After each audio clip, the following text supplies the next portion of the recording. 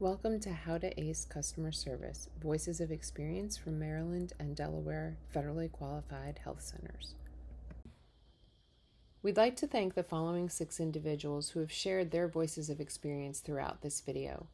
We appreciate their contributions to their individual organizations and communities and their willingness to share what they have learned and the wisdom they have gained and the advice that they have for you throughout this video series. You may not know this, but customer service can actually save lives. The way you treat each patient can influence their outcomes and whether or not they'll come back, as well as what their attitude is when they come back for their next visit. 44% of patients who skip appointments say it's because someone disrespected them in some way, whether it's disrespecting their time, their opinions, their feelings, or their history. If you disrespect patients, you make it much more likely that they won't return, and that has significant consequences.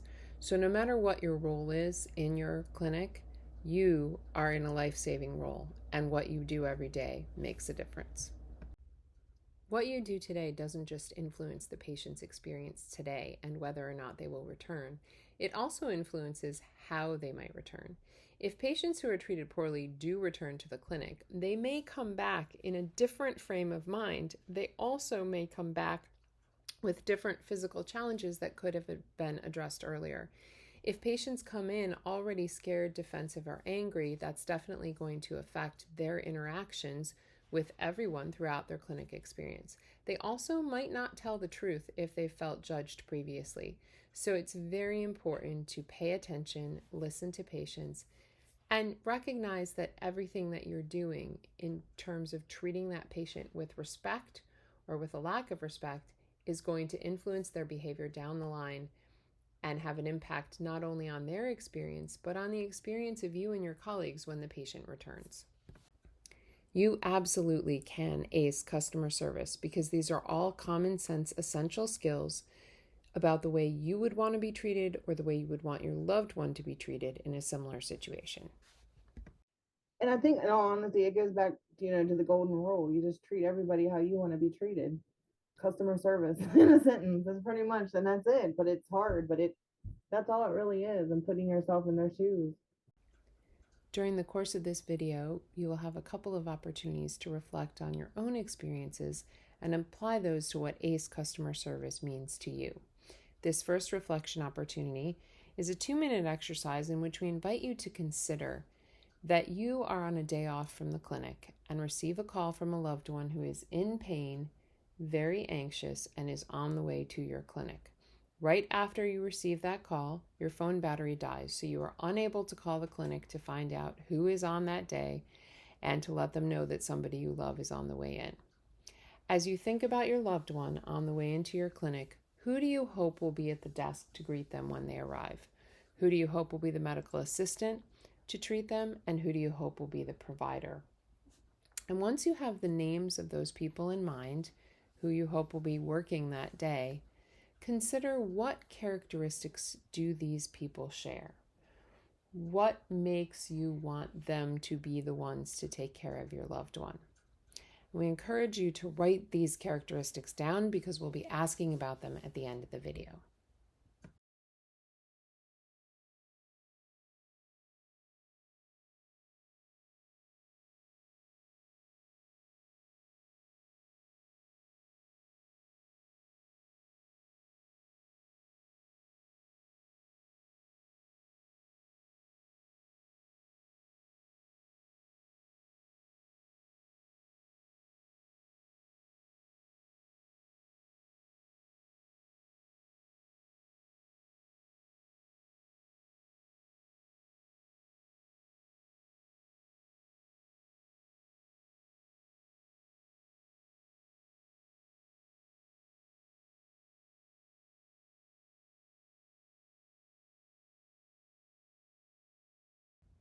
When we asked the people involved in developing this video to describe the characteristics they would like the people caring for their loved one in the clinic to have, these are the words that were mentioned. The size of the word relates to how many people mentioned it. Being an active listener was the most commonly mentioned, along with smiling and being empathetic. Notice if some of these words are the same as the words that you made on your list for how you'd like your loved one to be treated. Do you have other characteristics you'd like to add? You'll have the opportunity to do so at the end of this video. The acronym ACE Customer Service was derived from all of the characteristics identified by those we interviewed. The characteristics fell into 3 categories representing ACE: A for attitude, C for communication, and E for engagement. And that's kind of the characteristics that I'm looking for. Somebody who is attentive, who will listen to me, who will hear what I'm saying, make me feel welcome, and talk to me like a human. Talk to me like, I'm a person, and don't talk down to me. Those are things that I would look for the care of a loved one without knowing, the facility or anything. Attitude is much more than the words you use. It's also your facial expressions and your body language. If you roll your eyes at someone, if you sigh, if you slump when they speak, if you won't look them in the eye, then you're sending a message with your body language that is very powerful and can actually override your words. If you're saying the right words, the professional and kind words, but your body language is telling a different story, the patient will know that your words are not true, are not authentically how you feel, and will react to your body language instead. A lot of facial expressions, people read into that and they can tell when they're wanted, when they're being judged, and you just can't do that when you're working with the public. When we asked the people involved in developing this video to describe the characteristics they would like the people caring for their loved one in the clinic to have, these are the 11 words that were mentioned. They are listed in the order of frequency, so being empathetic was the most commonly mentioned characteristic. Many of the words are similar, such as positive and upbeat. As you take a look at this list, consider which of these words could be used to describe you, and which, if any, don't describe your attitude at work. Maintaining awareness of your attitude is a key component of providing ACE customer service. Try to put yourself in a similar situation. Okay, this person's all scared. They don't know what's going on. They don't understand the process. How would I feel? Okay, let me emulate that, show some empathy, show a little compassion. For me, I have to find kind of an example or a situation that I could find myself in and kind of see how I would relate to it. Not all the time do I relate to it, in a positive way, but I try to think about it like, if this should have happened to me, how would I want somebody to perceive me, or try to understand me. Do you know who our clientele is? Do you know who we service the most vulnerable, the most, people that they haven't seen a doctor in years. They didn't feel comfortable seeing a doctor. And here they're coming here and they don't understand anything about it. As far as, in all honesty, a lot of people think that we're just an insurance company here. And then whenever we break it down, like, oh no, we're more than that. And it doesn't matter, we have a sliding scale fee. But they've just never been taken care of and just respected. And I've had a lot of patients tell me, like, you're the only person that, I feel welcome in. I don't like to hear that. Like, these are our patients. You got to treat them with respect. And just to make the patient feel good, look at the patient and call them sir, call them ma'am. It doesn't matter. You show respect. And that's another part of customer service too, is there might not be anybody in front of you per se, but if you're talking about them at the desk, all the people in the waiting room can hear what you're saying. For the second reflection, we want you to spend a moment considering whether you personally ever need an attitude adjustment. Now, we all have bad days, and we're not talking about the random bad day. What we're talking about is, on a daily basis, when you come into the clinic, are there particular times of day or particular situations in which you find it challenging to deal with the patients? Consider that, and please write down your reflections because we'll be asking about them at the end of the video.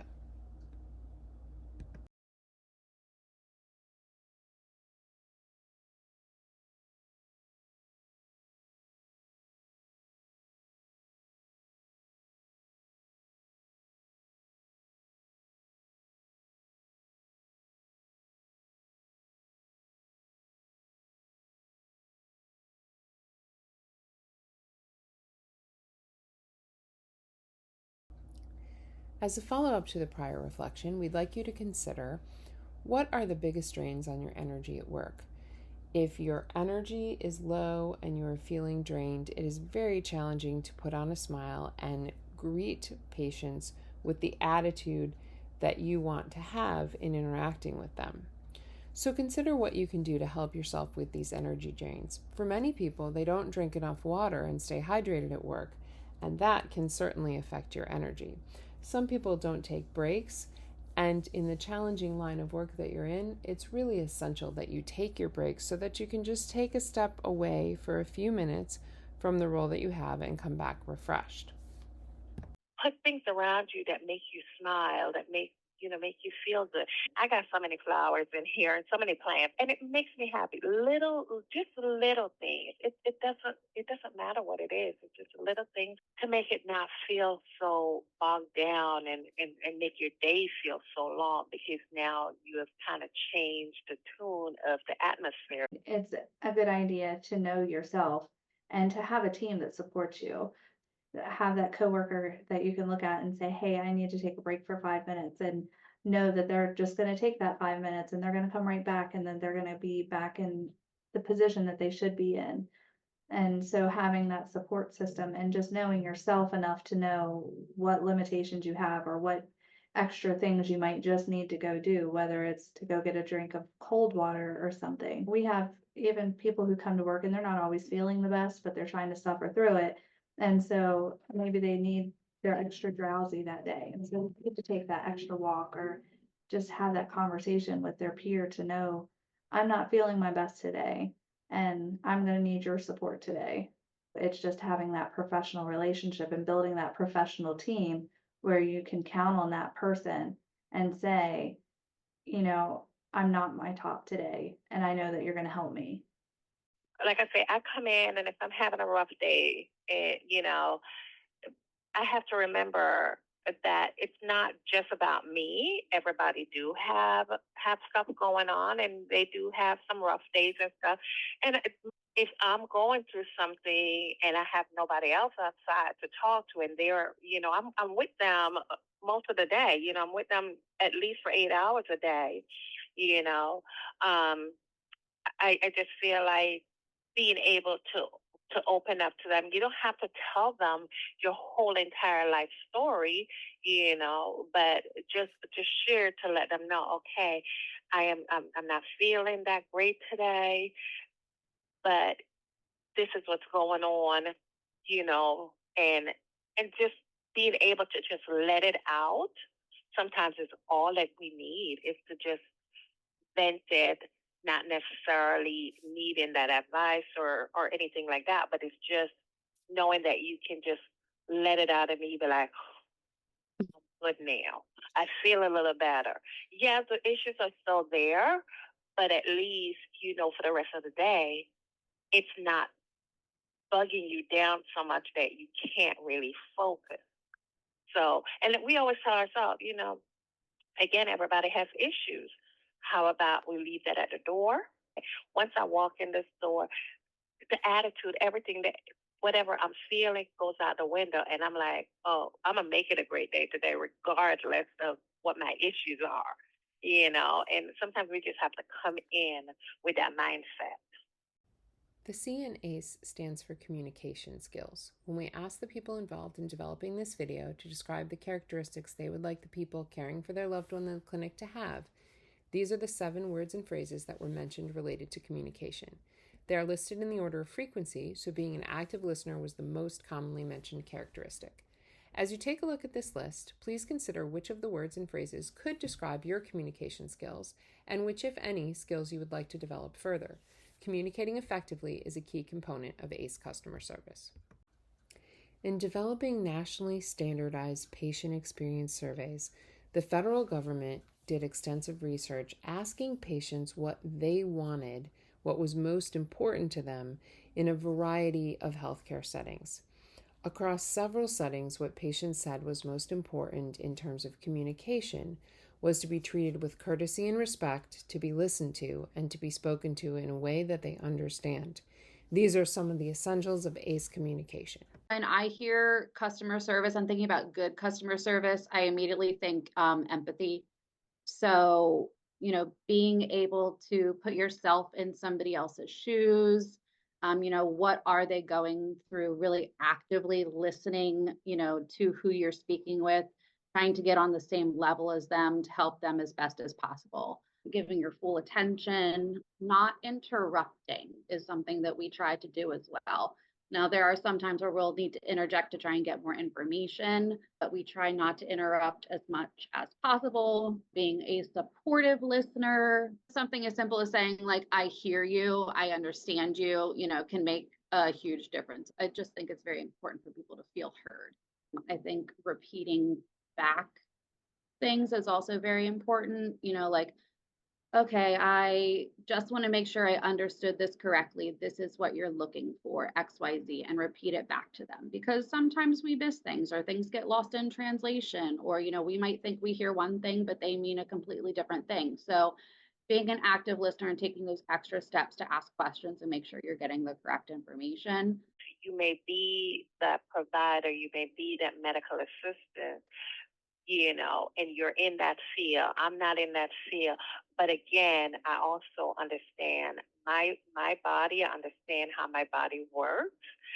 So I want somebody to be able to hear me, to hear what I'm saying. Oftentimes when you're multitasking, trying to do other things, the patient or whomever you're speaking with may feel like you're not giving undivided attention, which can then cause that person to try to seek attention in negative ways. So, that's when somebody can start getting upset, start getting maybe a little bit agitated, maybe raising their voice a little bit. So making sure we're giving our undivided attention. Now, if you do need to multitask or, whatever, I always advise to place somebody on hold or at least walk the patient through what you're doing. We try to avoid long pauses of silence because then they're like, are you still there? What's going on?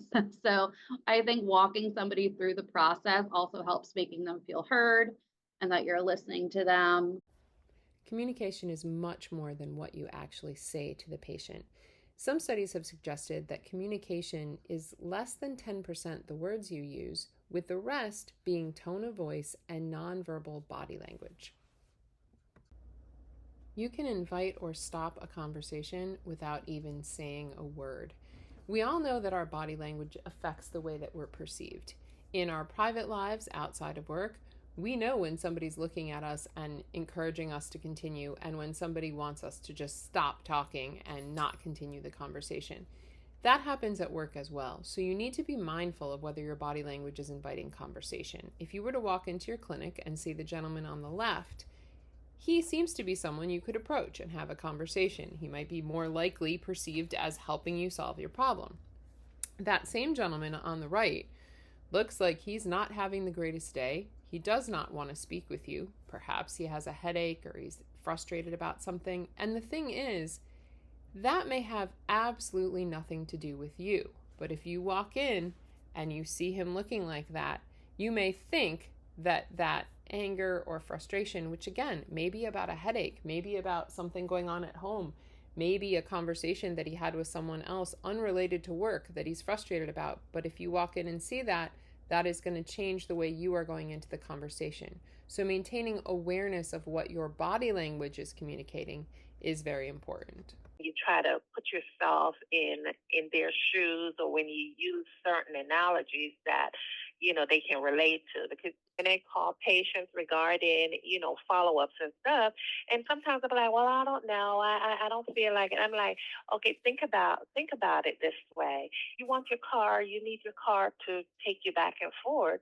And if you don't have that, then, you run into, issues. So think about it the same way. You want your body to function the way it's supposed to function. So, that's why we're asking you to go ahead and get certain things done so we can see what the problem is, so we can fix the problem. We can, do all the maintenance on the body. So just the same way we do maintenance on our cars. So we need to do the same thing to our bodies to keep it functioning and keep it going. The E and A stands for engagement. Engaging a patient can mean many different things, but in this case, We are referring to how you meet, greet, and welcome a patient. When we asked the people involved in developing this video to describe the characteristics they would like the people caring for their loved one in the clinic to have, these are the 6 words and phrases that were mentioned. They are listed in order of frequency, so smiling was the most commonly mentioned characteristic. As you take a look at this list, please consider which of these behaviors you currently use to welcome a patient, by phone or in person. Welcoming isn't just for the first interaction when someone walks in. Using these behaviors to engage the patient throughout their visit, as well as on the phone, is a key part of ACE customer service. A warm welcome sets the tone for everything else that will follow. I think a lot has to do with how we come off to begin with, even though they can't see you because we are in a call center situation, so we aren't dealing with patients face to face.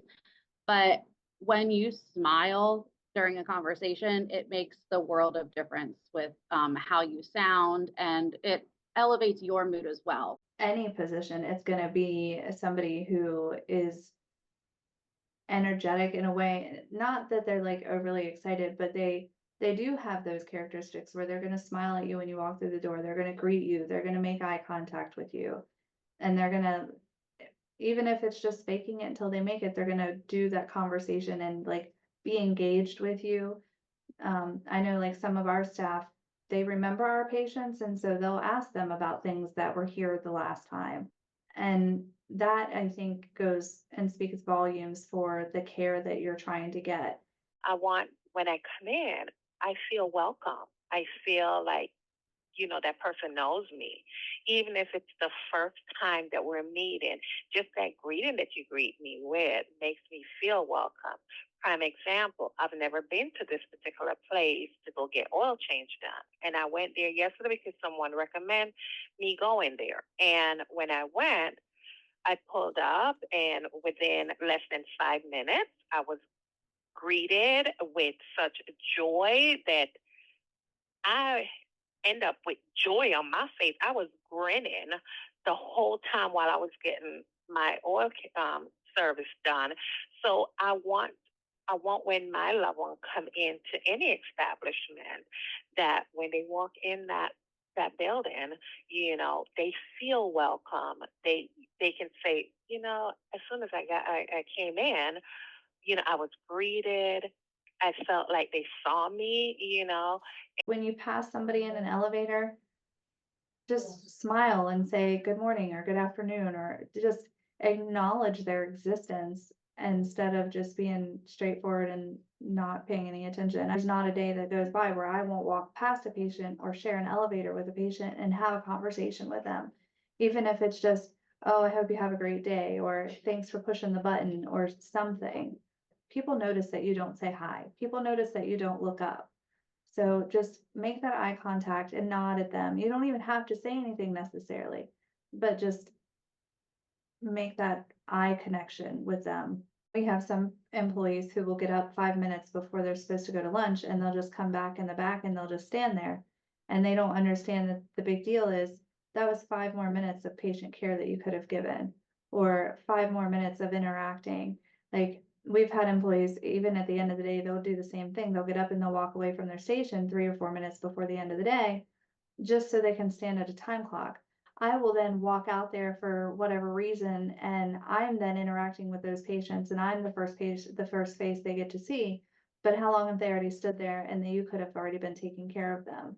Like, just remembering that while we all have places and things that we want to go do, or things that we think are more important, we're still here to service the people who are coming through that door. Remembering these 3 concepts, attitude, communication, and engagement, will make a difference in the way that you interact with patients and in the way that they respond. You are improving lives every day in your clinic, and sometimes you're saving lives too by your behaviors, your words, and your actions toward patients. You encourage them to seek care, you encourage them to come to the clinic to resolve their problems, and you make lives better, not only for yourself and your patients and your colleagues, but for your entire community. Thank you for all that you do. We hope you've enjoyed this training video, and we'd encourage you to complete the evaluation form.